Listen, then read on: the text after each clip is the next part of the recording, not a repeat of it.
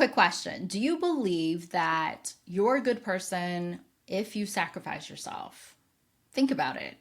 Are you a good person if you sacrifice yourself? Or are you a bad person if you don't? Because if that belief is in you, even just a little bit, you might be more vulnerable to burnout than you realize. And that's what we're talking about today. If you've always been the one who could handle it, and lately you're wondering why you can't anymore, this channel's for you. I'm Ruth. I have a master's in organizational psychology and over 20 years studying people up close in companies and in their lives. And what I've learned is that burnout isn't about the workload. It runs deeper.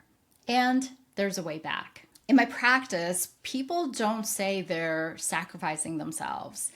What they say instead sounds like, everyone avoids her project because she manages the team like a sociopath, but someone's got to do it, so I just suck it up. Or that client has a track record of never being satisfied, but somehow I just keep making it work, so they keep assigning him to me.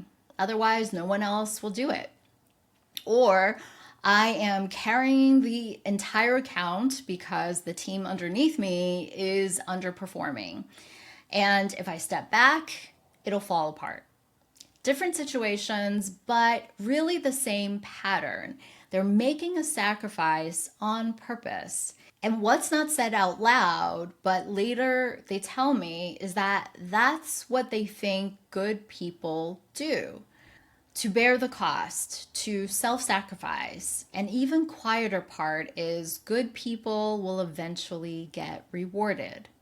More about that reward in a second, but first, more often, what happens when they put themselves last is that they get burned by the toxic leader, the toxic client, the team they're trying to protect, with no reward for any of it.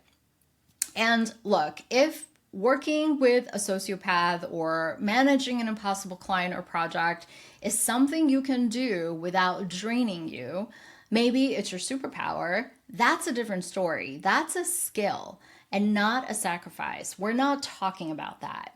But for the people I work with, and most people honestly, it costs them exactly what it costs to everyone else. The mental load, the emotional strain, the physical drain, their health, well-being, and pieces of their personal life.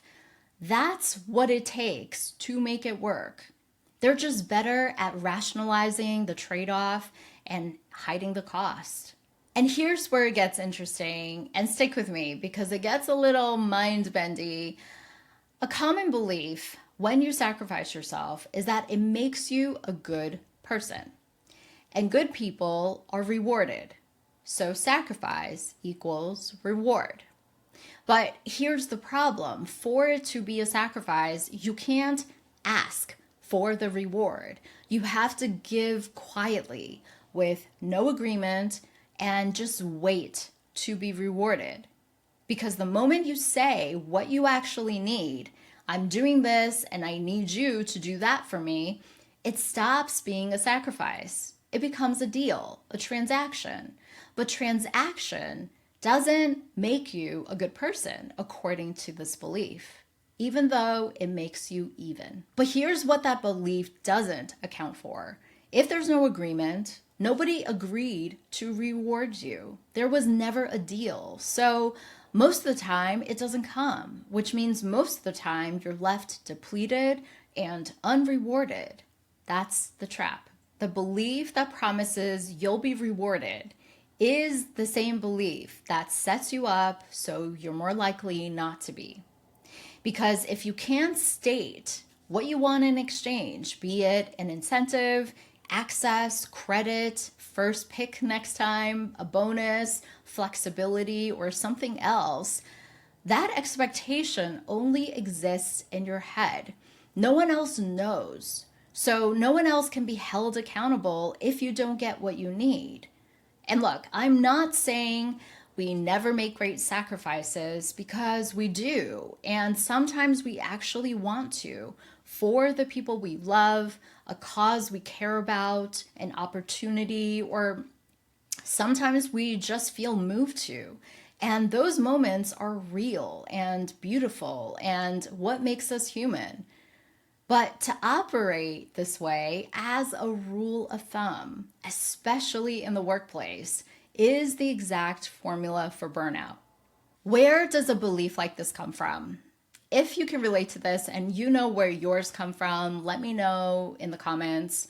But from what I've seen, a lot of it comes from family or the culture or religion or one's experience or a mix of all of them. But at this point, the source almost doesn't matter as much as noticing whether this belief is running in you, because here's what it costs you. Every time you sacrifice quietly and nothing comes back, you don't just get depleted, you get resentful, furious, demotivated, and cynical about the people you gave to, about the system that allowed it to happen, and whether goodness even means anything anymore. And the trickiest part is that you rarely see the trap while you're in it because the belief itself told you not to look for the payout. The thinking is, if it's not here yet, it will be if you're a good person. And if you keep looking for it, then it defeats the purpose of being a good person. So you end up in a situation where asking for what you need makes you bad. Looking for the payoff also makes you bad. And not getting what you need actually makes you feel bad. Which means if you're in this situation right now, likely you haven't even directly questioned it because the belief keeps you in a bind. By the way, if this is landing for you, consider subscribing. This is what this channel is about: burnout and the way back, seen differently.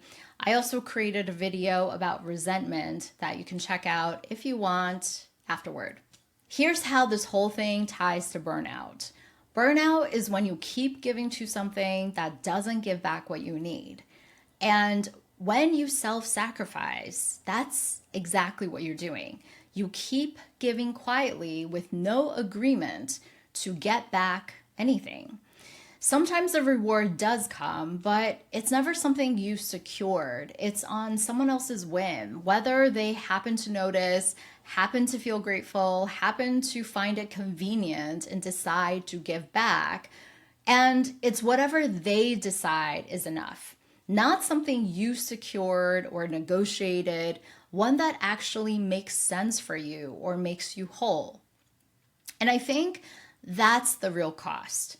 The belief asks you to hand over your agency to someone else and call it a virtue. If you see this pattern in yourself and it's no longer serving you, you can change it. And it doesn't require changing your whole personality or becoming someone else. It starts with a small thing. Here's a tiny experiment for this week. The next time you feel that pull to take on the thing that nobody wants, not even you, to volunteer, to be inconvenienced and take one for the team and say, I'll handle it while everyone just takes off for the weekend, pause for 1 second and name the expectation. Not to anyone else, just to yourself. Ask yourself, what am I honestly expecting back for this? That's it. You don't have to change your answer or say no to the request.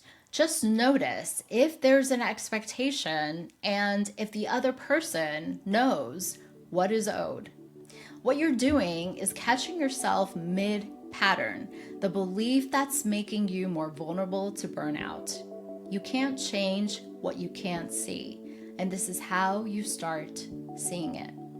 Take care of yourself as you would a good friend, and I'll see you next time.